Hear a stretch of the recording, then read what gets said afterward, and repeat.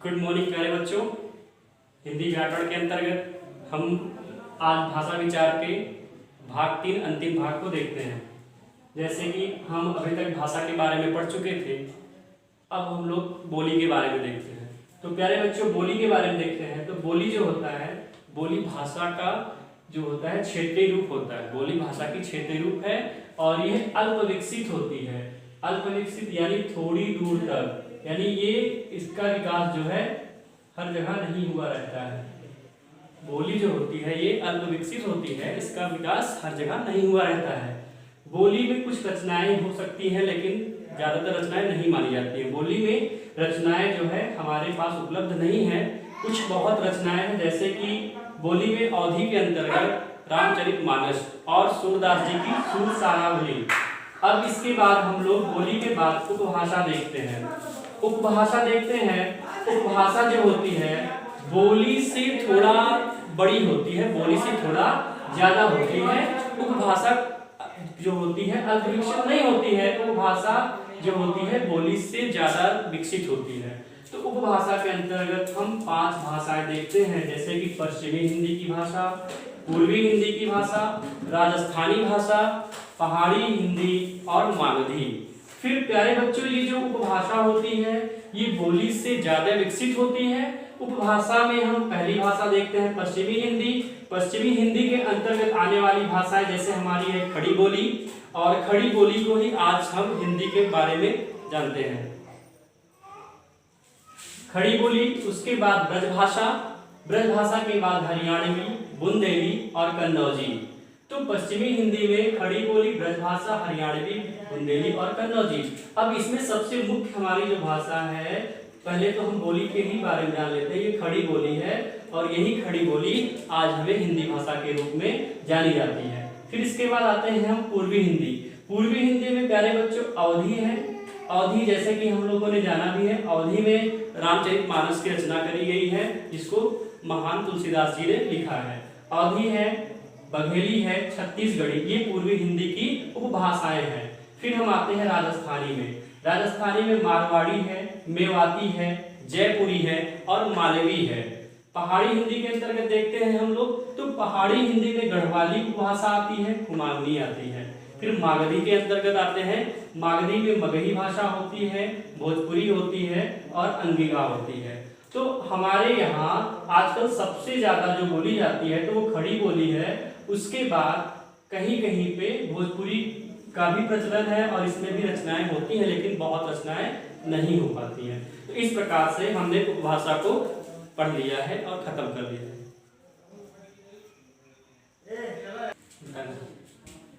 तो प्यारे बच्चों, अभी तक हम लोगों ने उपभाषा के बारे में, भाषा के बारे में और बोली के बारे में पढ़ चुके हैं। अब इसके बाद हम लिपियां देखते हैं।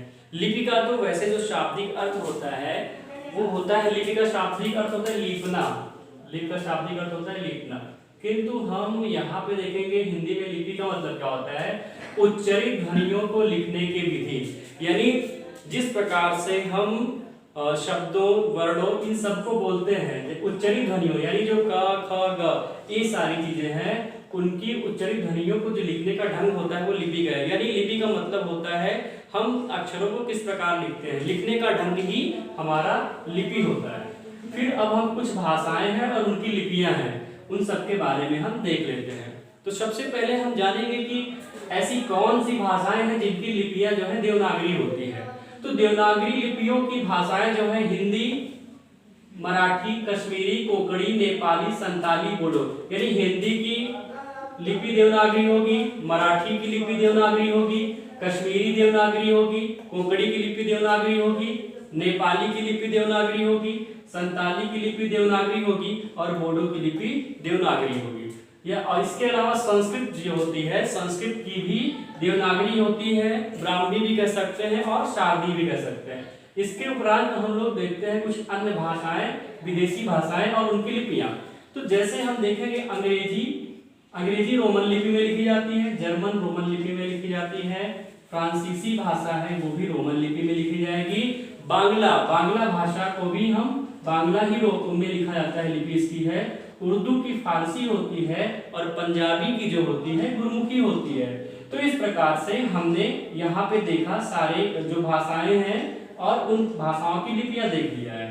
तो हमने आज जो है लिपि के बारे में समझ चुके हैं। इसके बाद हम देखते हैं अगली क्लास में। ठीक है, तो प्यारे बच्चों, लिपि के बाद अब हम लोग यहाँ पे देखते हैं व्याकरण के बारे में। व्याकरण क्या होता है? तो भाषा विचार में व्याकरण जो होता है, व्याकरण का महत्वपूर्ण स्थान है। व्याकरण के द्वारा ही हम किसी भी भाषा के शुद्ध रूप को बोलना, लिखना और पढ़ना, समझना आदि हम जानते हैं।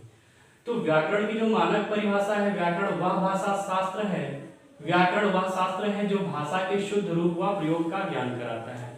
यानी भाषा के शुद्ध रूप को अगर जानना है, किसी भी भाषा, चाहे वो अंग्रेजी हो, फारसी हो, उर्दू हो या हिंदी हो, उसके लिए सबसे महत्वपूर्ण बात है हमें जानना है तो व्याकरण के बारे में हम पढ़ेंगे। फिर व्याकरण के प्यारे बच्चों अंग देखते हैं। व्याकरण के 4 अंग होते हैं। व्याकरण के 4 अंगों में वर्ण विचार होगा आपका, शब्द विचार, पद विचार और वाक्य विचार। वर्ण विचार जो होता है, किसी भी भाषा का सबसे छोटी इकाई जो होती है ध्वनि होती है। ध्वनि को जिस प्रकार से हम लिखते हैं वही हमारा वर्ण कहलाता है। और शब्द क्या होता है? वर्णों से यानी अक्षरों से मिल करके जब एक सार्थक बनता है तभी वो शब्द होता है। यानी वर्णों के मेल से बने हुए हम यौगिक को शब्द कहते हैं। फिर पद देखते हैं। पद जो होता है, वाक्यों में जो भी शब्द आते हैं उन्हीं को हम पद कहते हैं। फिर वाक्य देखते हैं। वाक्य क्या होता है कि शब्दों के मेल से जो सार्थक होते हैं वही वाक्य कहलाते हैं। तो इस प्रकार से ये आपका व्याकरण खत्म होता है। अब नेक्स्ट चैप्टर हम कल अध्ययन करेंगे। आपका वो टॉपिक रहेगा हम वर्ण विचार के बारे में। धन्यवाद।